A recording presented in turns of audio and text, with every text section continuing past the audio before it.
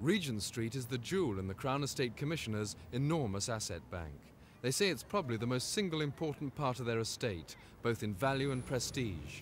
The 300 shops and buildings are almost impossible to value. It must run into hundreds of millions. But now the Commissioners want to modernise this famous street.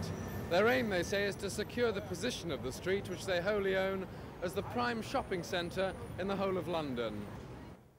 They've already submitted rebuilding plans to Westminster Council. Regent Street, Bond Street and Oxford Street used to make up London's prestige West End, with shops that exclusively catered for wealthy customers. But now Oxford Street has slipped, with many stores aiming unashamedly at the mass market. It's believed the Crown Commissioners want to develop Regent Street to ensure it doesn't go the way of Oxford Street. Already they've pumped investment cash into the former Swan and Edgar site and moved Hamleys so that the old building can be redeveloped. But could modernisation spoil part of the national heritage? Well, I think it would depend entirely on what level of redevelopment we were talking about.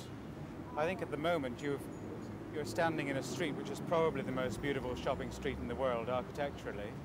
And while one can't get stuck in the times, one's always got to be very careful about revisions. If they wanted to rebuild entirely, what would you think of that? Oh, I think it would be impossible. I think it would be an outrage, don't you?